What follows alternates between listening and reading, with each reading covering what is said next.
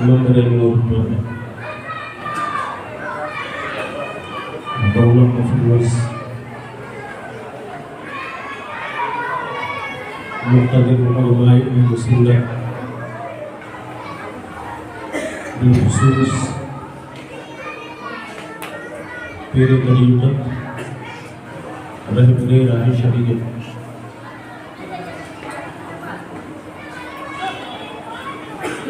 مبلغ سنیت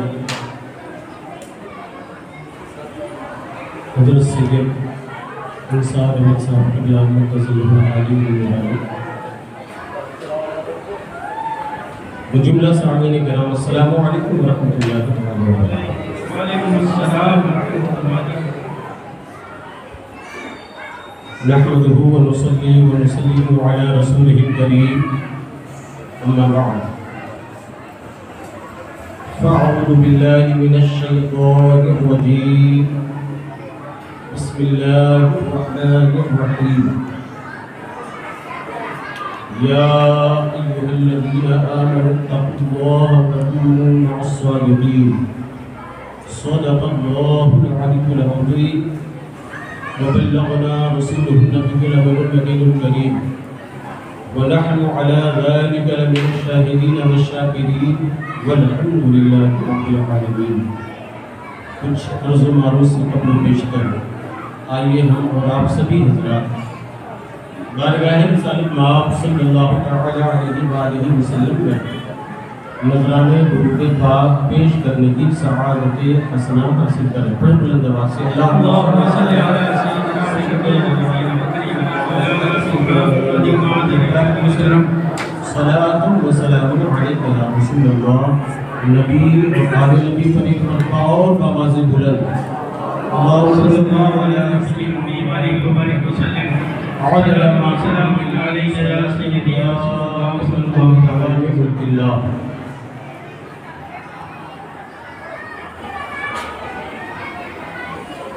میں بڑی خوشی محسوس کر رہا ہوں اور میری دیرینہ خواہش تھی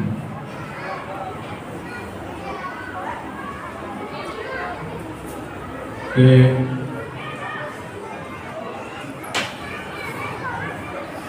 درجہ فضیلت کے نصاب میں جن کی کتابیں پڑھ کر عالم ہونے کا موقع ملا ان کی بارگاہ میں حاضری کا شرف حاصل کیا۔ اللہ تبارک و تعالیٰ نے یہ موقع عنایت فرمایا، میں اسے اپنے نصیبہ کی ارجمندی تصور کرتا ہوں کہ حضرت سید انصار میاں صاحب قبلہ کے توسط سے غلامانہ انداز میں بارگاہ عمدۃ المفسرین حاوی اصول و فروع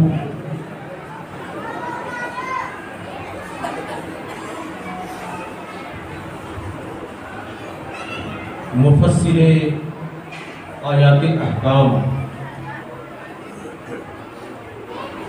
ماہر اصول حدیث و حدیث و فقہ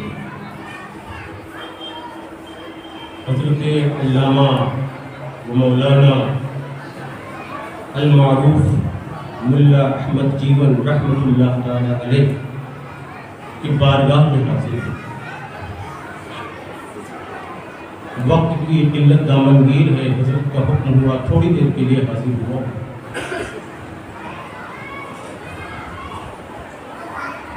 اللہ تبارک و تعالی نے سارے مومنین کو یہ حکم فرمایا، اے ایمان والو اللہ سے ڈرو، تقوی اختیار کرو اور سچے لوگوں کے دامن سے وابستہ ہو۔ اسی ضمن میں چند باتیں آپ کے گوش گزار کرنا چاہتا ہوں۔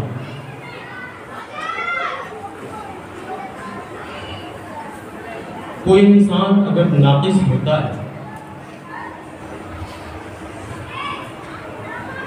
تو اللہ تبارک و تعالیٰ کے محبوب بندوں کے صدقے میں وہ کامل بن جاتا ہے. کیا بات ہے. کوئی ادنا ہوتا ہے تو وہ اعلیٰ ہو جاتا ہے. بے شک. کاسے گدائی لے کر کوئی حاضر ہوتا ہے تو اسے شہنشاہ بنا دیا جاتا ہے.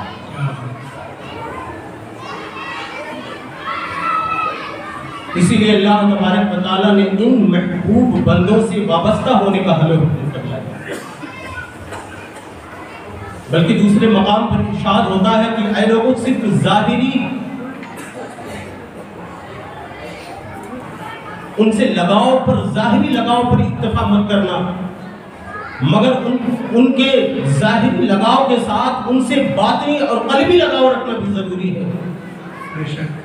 اگر تم ان سے فیض حاصل کرنا چاہتے ہو، اگر چاہتے ہو کہ ان کی توجہ تم پر ہو اور ان کی بارگاہ سے فیض حاصل کرو، تو پھر ظاہری عقیدت کے ساتھ دلی وابستگی بھی رکھو تاکہ پوری طرح سے ان کا فیضان تم پر عام ہو سکے. یاد رکھیں یہ ایسی بارگاہ ہے اللہ والوں کی، کوئی ناقص آتا ہے تو کامل بنا دیا جاتا ہے، ادنا آتا ہے تو اعلیٰ بنا دیا جاتا ہے. اور اگر کوئی کسی بھی طرح سے تشنا ہو تو یہاں سے سیراب کر کے اسے بھیجا جاتا ہے. کوئی اپنی حاجت لے کر آتا ہے تو اس کی حاجت پوری کر دی جاتی ہے. یہ ایسا دربار ہے کہ جن سے وابستہ ہونے کے بعد نہ صرف وہ کامل بنتا ہے بلکہ یہ ایسے اللہ والے ہیں کہ اس کا ہاتھ پکڑتے ہیں تو اللہ تبارک و تعالیٰ کی بارگاہ تک اس کو رسائی حاصل ہے. سبحان اللہ. یہ معمولی دربار نہیں ہے. آخر کیا فائدہ ہے ہمیں بزرگان دین سے وابستہ ہونے کی، ان کے دامن کرم سے لپٹنے کی ہمیں کیا ضرورت ہے؟ تو یاد رکھیں، آپ دیکھیں، میں تمثیلاً آپ کو سمجھانا چاہتا ہوں. آپ دیکھیں کہ نسبت کی وجہ سے شے ممتاز ہوا کرتی ہے. کسی کو اگر اعلیٰ شے سے نسبت ہو جائے کسی ادنا کو تو پھر وہ بھی اس کا بھی شمار اعلیٰ میں ہونے لگتا ہے. اگر کسی کمتر چیز کو نسبت بڑی چیز سے ہو جائے تو اب وہ کمتر نہیں رہ جاتی بلکہ اسے بھی مقام عرفہ و اعلیٰ حاصل ہو جایا کرتا ہے. آپ دیکھیں، میں تمثیلاً بتانا چاہتا ہوں کہ آپ اللہ تبارک و تعالیٰ نے آپ کو مال و دولت سے نوازا ہے. زندگی کے تمام عیش و آرام کے اسباب آپ حاصل کرنا چاہتے ہیں، بیش قیمتی لباس پہننا چاہتے ہیں، اپنے جسم کو آراستہ پیراستہ کرنا چاہتے ہیں. آپ سے میں پوچھنا چاہتا ہوں، آپ مارکیٹ جائیں اور ایک بہت ہی بیش قیمتی لباس خریدیں اور لے کر آئیں اور اپنے دوست و احباب سے کہیں جناب والا یہ 5000 روپے میٹر کا کپڑا ہے، یہ لیجئے، اسے چومیے، اسے اپنے آنکھوں سے لگائیے، اسے اپنے سینے سے لگائیے، اس لیے کہ بڑا ہی قیمتی ہے، میں نے مہنگے داموں اسے خریدا ہے. آپ کے دوستوں احباب کی مجلس میں آپ کی ہنسی اڑائی جائے گی، آپ کی تضحیق ہوگی، جناب والا مہنگا کپڑا لایا ہے، اسے درزی کے دکان پر دے دو، وہ سل کر تمہیں دے دے گا، اسے پہن لینا. بس اس کا یہی مقصد ہے. یہ کپڑا آنکھوں میں لگانے کے لیے نہیں ہے، یہ کپڑا اپنے ماتھوں سے لگانے کے لیے نہیں ہے، یہ کپڑا اپنے سینے سے لگانے کے لیے نہیں ہے، یہ کپڑا بوسہ اور چومنے کے لیے نہیں ہے، یہ تو محض پہننے کے لیے ہے. پھر عالم کیا ہوتا ہے، وہی کپڑا جب درزی کے دکان پر پہنچتا ہے تو درزی اسے الٹ پلٹ کرتا رہتا ہے، حالانکہ وہ بیش قیمت ہے، حالانکہ وہ مہنگا ہے، لیکن کبھی ادھر ادھر کہیں نیچے پڑا ہوا ہے، گرد و غبار کھا رہا ہے، اس کی کوئی اہمیت نہیں ہے، اس کی قیمت نہیں دیکھی جا رہی ہے. اس لیے اسے نسبت ہے تو عام آدمی سے ہے جسے پہنا جائے گا اور پھر کبھی اسے نجاستوں میں بھی رکھا جائے گا، کبھی وہ نجس بھی ہو جائے گا. اس کا یہ عالم ہے. لیکن میں پوچھنا چاہتا ہوں، جہاں دوستوں کی محفل میں آپ کا مذاق اڑایا گیا تھا، آپ کی تضحیق کی گئی تھی اور آپ کا مذاق اڑایا جا رہا تھا اور آپ کی ہنسی اڑائی جا رہی تھی، اسی محفل میں آپ ایک اور کپڑا لے کر پہنچتے ہیں جو کپڑا نہایت ہی معمولی ہے. آپ نے اسے 50 روپے میٹر خریدا ہوا ہے اور لے کر درزی کے دکان پر پہنچتے ہیں اور کہتے ہیں جناب والا اسے میرا لباس نہیں بنانا ہے بلکہ اسے قرآن کا لباس بنا دیا جائے، قرآن کا जज्दान बना दिया जाए। अब कुरान आपने रखा है, अब आओ दोस्तों की महफिल सजी हुई है, उसी महफिल में फिर आप पहुंचते हैं, कहते हैं जनाबे वाला 5000 रुपये मीटर का कपड़ा आपने ठुकरा दिया था, आपने मेरा मजाक उड़ाया था, आपने मुझे न जाने क्या क्या कहा था, लेकिन ये देखो 50 रुपया मीटर का कपड़ा है, ये कुरान पाक का जज्दान बना दिया गया है। क्या आप इसे झूमोगे नहीं? वो कहते हैं तुम्हें कहने की जरूरत नहीं है, लाओ हम इसे अपने आंखों से भी लगाएंगे, इसे अपने माथों से भी लगाएंगे, इसे अपने सीने से लगाएंगे, अपने लिए इसे हिर्ज़े जा बना देंगे, इसलिए कि कुरान से निस्बत हो गई है। मैं कहना चाहता हूँ कि इंसान को किसी चीज को भी जब आला चीज से निस्बत हो जाती है, वो चीज भी आला हो जाती है। अब उस कपड़े को कुरान पाक से निस्बत हो गई है, इसलिए मुसलमान कुरान बाद में झूमता है, सबसे पहले उसके जज्बात को झूमता है। नारे तकबीर, नारे रिसालत, फैज़ाने मुल्ला अहमद जीवन, उलमाए अहले सुन्नत, नारे तकबीर, नारे रिसालत। ये निस्बत की बरकतें हैं। अगर निस्बत हो जाए बुजुर्गाने दीन से तो अदना को आला बना दिया जाता है, मिट्टी है तो सोना बना दी जाती है। और मैं एक तमसील आपके सामने रखूं मुख्तसर से वक्त में। आप देखें हमारे इलाके पे पानी की कोई खास कीमत नहीं, और देहातों में फ्री दस्तयाब है, जितना चाहे इस्तेमाल करें, कोई कैद नहीं, फ्री दस्तयाब है। लेकिन दूध की कीमत है, महंगे दामों फरोख्त तो होता है, लेकिन अगर कोई कौम का दुश्मन दूध लाए उसमें पानी मिलाए, उसके बाद पानी ज़बाने हाल से कहता है यह दूध बता जब तक मैं तेरे अंदर समाया नहीं था मेरी कोई कदर और कीमत नहीं थी, मेरी कोई कीमत नहीं थी। जितना मर्जी लोग खर्च करते, इसराफ करते, बेजा बहा देते थे, मेरी कोई कदर और कीमत नहीं समझता था। लेकिन जरा बता तो अब मैं तेरे अंदर आकर समा गया हूँ, अब बता मेरी क्या हैसियत होगी। तो दूध ज़बाने हाल से कहता है जब तक तू मुझसे जुदा था तेरी कोई कीमत नहीं थी, लेकिन याद रख तू मेरे अंदर आकर समा गया है, इसलिए अब जो कीमत मेरी लगेगी वही कीमत तेरी। क्या बात है मानो, इसलिए बुजुर्गाने दीन से वाबस्तगी रखो, याद रखो ये बुजुर्गाने दीन ऐसे है ना, दिलों का जंग खो देते हैं। ज़माने घर का गुनहगार आता है, पापी आता है, मैले कुचैले दिलो दिमाग लेकर आता है, बुजुर्गाने दीन का कर्म होता है, उसके दिल की सफाई हो जाती है, दिल रोशन हो जाता है और पल भर में खुदा की मारिफत हासिल होती है। आखिरी बात आपसे करना चाहता हूँ, वाक़े के जरिए आपको मैं समझाना चाहता हूँ बुजुर्गाने दीन से निस्बत रखने का, उनके हाथ में हाथ देने का क्या फायदा। आखिरी बात, इसके बाद मैं अपनी गुफ्तगू खत्म करूँगा। हज़रत मालिक इब्न दीनार रहमतुल्लाह तआला अलैह, आपका एक मजूसी से वजूद बारी ताला के मुताबिक बहस हो, वो कहता खुदा को मैं नहीं मानता, मैं अल्लाह को नहीं मानता, खुदा कोई चीज नहीं, जमाने का निजाम बस ऐसे ही चलता चला जा रहा है, खुदा का वजूद नहीं है। आपने उसे हजारों दलाइल दिए, अल्लाह तबारक व तआला के वजूद पर दलाइल पेश करते रहे, लेकिन वो मानने के लिए तैयार नहीं थे। बहस मुबाहिसा जारी रहा, लोगों का हुजूम हो गया। आखिर किस बात पर गुफ्तगू हो रही, मुबाहिसा कैसा चल रहा, बहस कैसी हो रही है, तो बताया गया कि ये अल्लाह तबारक व तआला के वजूद का मुनकिर है, अल्लाह को नहीं मानता। मैं इसे दलाइल दे रहा हूँ, समझाने की कोशिश कर रहा हूँ, इसे बात समझ में नहीं आती। तो लोगों ने कहा जनाबे वाला इल्मी बहसें हो गई, आप लोग फैसला नहीं कर सके, लिहाजा हम अवाम फैसला करेंगे कौन हक पर है, कौन बातिल पर है, कौन सच्चा है, कौन झूठा है, किसकी बात में सदाकत है और कौन सच्चा नहीं है, ये फैसला हम करेंगे।